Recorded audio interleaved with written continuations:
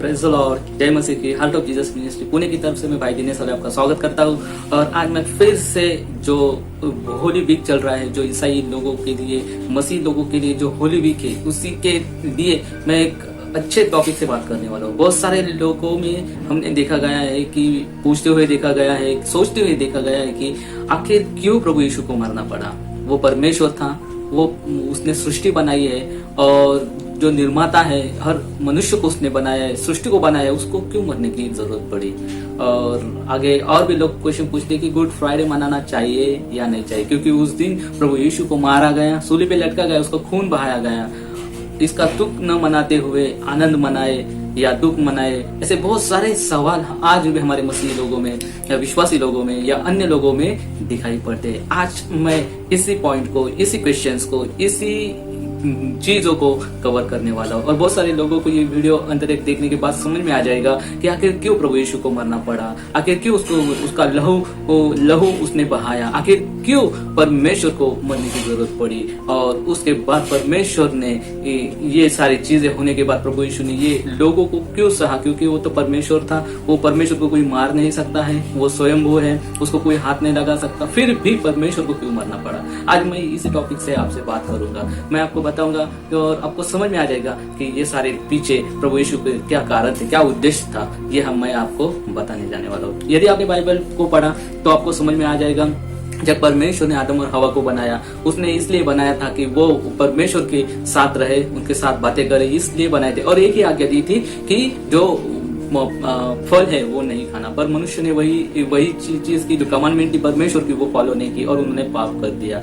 उसका पश्चाताप, उसका दंड स्वरूप उनको एडेन बाग से निकाला गया और परमेश्वर ने उनको वहां से निकाल दिया। और आगे हमें देखते हैं, पर भी परमेश्वर अब हमसे प्रेम करता है क्योंकि उसने अपने हाथ से हमें बनाया है। परमेश्वर को ये निर्माण करता है। यदि हमने व्यवस्था विवरण की पुस्तक देखी और बहुत सारी चीजें हमने देखी, तो हर पाप का जो पश्चाताप था या क्षमा थी वो लहू के द्वारा ही होती थी।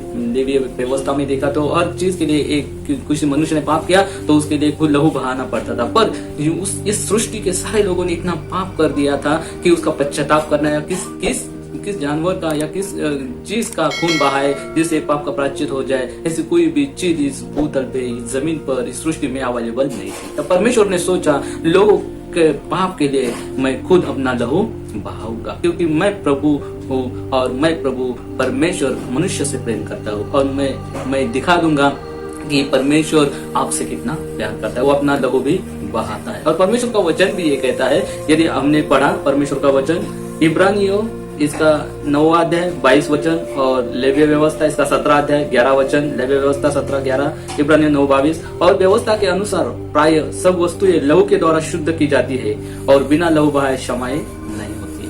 मीन्स परमेश्वर का वचन कहता है कि लहू बहाए बिना क्षमा नहीं होती। मनुष्य ने पाप किया, उसकी पाप का प्रायश्चित करने के लिए, क्षमा पाने के लिए, मनुष्य को जीवन देने के लिए प्रभु यीशु इस सृष्टि पे आया और उसने अपना लहू बहाया। वो चाहता, क्योंकि उसको जो व्यवस्था थी, जो व्यवस्था बनाई थी, बाइबल में जो लिखा था, वो उसको पूरा करना था। इसीलिए प्रभु यीशु का मेन उद्देश्य यही था, इस सृष्टि में आने का उद्देश्य यही था कि वो आए, अपना खून बहाए और लोगों को पाप से मुक्ति दिलाए और अनंत जीवन, परमेश्वर का जीवन सभी मनुष्य को दे। इसलिए प्रभु यीशु आ गया था। आगे का वचन अभी हमें पढ़ना पड़ेगा, यशायाह इसका 53:5। परंतु वह हमारे ही अपराधों के कारण घायल किया गया, वह हमारे अधर्म के कामों के कारण कुचला गया, हमारी शांति के लिए उस पर ताड़ना पड़ी कि उसके कोड़े खाने से हम लोग चंगे हो जाए। रोमियो की किताब 4:25 और 1 पत्रस 2:24 में भी ये वचन लिखा गया है। मीन्स पूरा बाइबल के अनुसार ये चीजें होनी जरूरी थी, क्योंकि परमेश्वर की खुद इच्छा थी कि वो इस भूतल पर आकर अपने प्राण दे। इसीलिए मनुष्य को, वो मनुष्य बनकर, वो प्रभु यीशु बनकर इस धरती पर आया और उसने अपना लहू बहाया।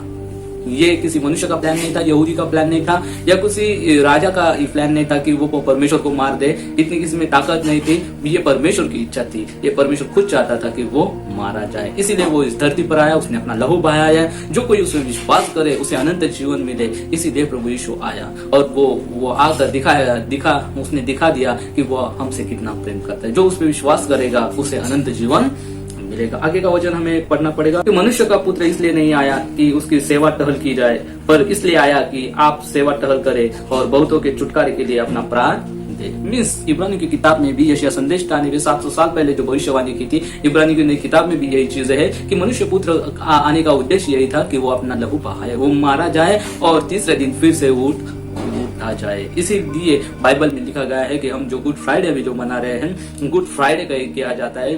उस दिन फ्राइडे के दिन प्रभु यीशु को सूली पे लटकाया गया और उसे मारा गया, उसे बुरा कहा गया, उसको नाम रखा गया, लोग ने हंसे, पर भी हम उसे गुड फ्राइडे मनाते हैं क्योंकि प्रभु यीशु हमारे लिए इस धरती पर आया, उसने अपना लहू बहाया और उसके लहू बहाने की वजह से हमें नया जीवन मिला, हमें स्वर्ग का राह मिला, हमें पाप से मुक्ति मिली। इसीलिए आपको समझना पड़ेगा, गुड फ्राइडे हम मनाते हैं, हम आनंद मनाते हैं। लोग सोचेंगे कि प्रभु यीशु को मारा गया, उसे गाड़ा गया और हम आनंद मनाए क्या? ये हमारे मनुष्य की सोच है, पर प्रभु यीशु की सोच अलग है।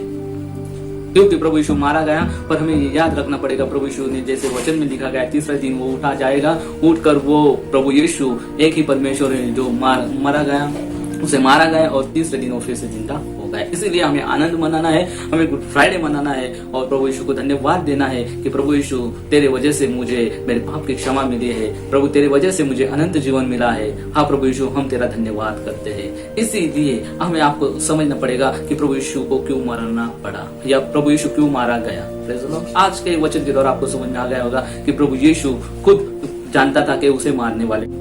हम आगे का एक वचन पढ़ेंगे, मत्ती का 16-21 वचन।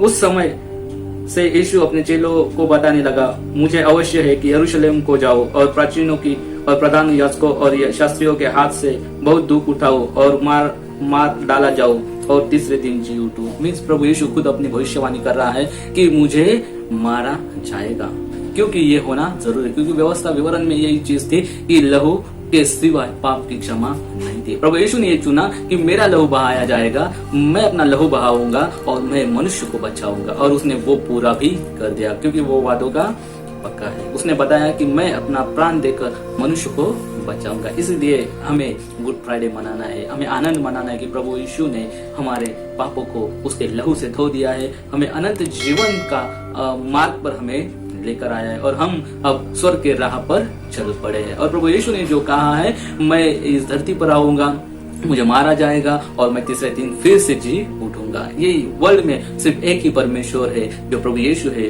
जो मारा गया और फिर से तीसरे दिन जैसे बोला था वैसे जिंदा हुआ है। इसीलिए हम प्रभु यीशु को धन्यवाद देते हैं, उसके आभार मानते हैं और उसको हम प्रभु और मसीहा मानते हैं। उसके वजह से हमें साल्वेशन मिला है, हम बच गए हैं, उसके वजह से हम आज जी रहे हैं, उसके वजह से, नहीं तो पाप की वजह से वो शायद परमेश्वर इस सृष्टि का नाश कर देता, परमेश्वर इस सृष्टि को समाप्त कर देता। पर प्रभु यीशु ने सोचा कि मुझे समाप्त नहीं करना है, मुझे मनुष्य को बढ़ाना है, कि मैं खुद मर जाऊंगा और लोगों को बचाऊंगा। और उसने वही किया कि लोगों को बचाया और खुद मारा गया और तीसरे दिन फिर से जी उठा। इसीलिए भाइयों बहनों, यदि आप सोचते होगे कि गुड फ्राइडे ने हम बाइट फ्राइडे मनाएंगे, तो मैं आपको रिक्वेस्ट करूंगा, आपको परमेश्वर की इच्छा समझने की जरूरत है। वचन क्या कहता है वो समझने की जरूरत है। हाँ, मनुष्य के सोच से हम सोचते कि किसी का अंत हो रहा है, कोई मारा गया है और हम आनंद मनाए। हाँ, ये सही होता यदि हम मनुष्य के जैसे सोचते और वो मनुष्य होता, पर हमें ये सोचना कि परमेश्वर की ये चॉइस थी, परमेश्वर की योजना थी कि वो मारा जाए और फिर से तीसरे दिन जी उठे।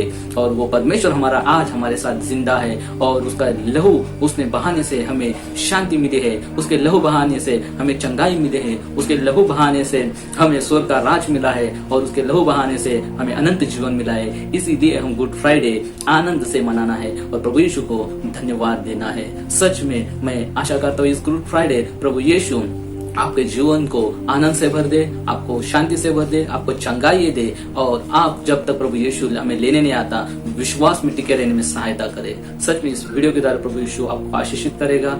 जय मसीह की। आगे वाले वीडियो में आपको बताने जाने वाला हूँ, जब प्रभु यीशु को सूली पर लटकाया गया था, उसने जो 7 शब्द कहते, जो उसने कहा गया था और उसे हम बहुत इंपॉर्टेंट देते, उस शब्द पर मैं आपसे बात करूंगा। मैं मेरे अगले वीडियो में आप वो भी देख सकते हैं। यदि आपको ये वीडियो अच्छा लगा तो इसे आप लाइक कर सकते हैं, शेयर कर सकते हैं, सब्सक्राइब कर सकते हैं। प्रभु यीशु आपको आशीषित करे। जय मसीह।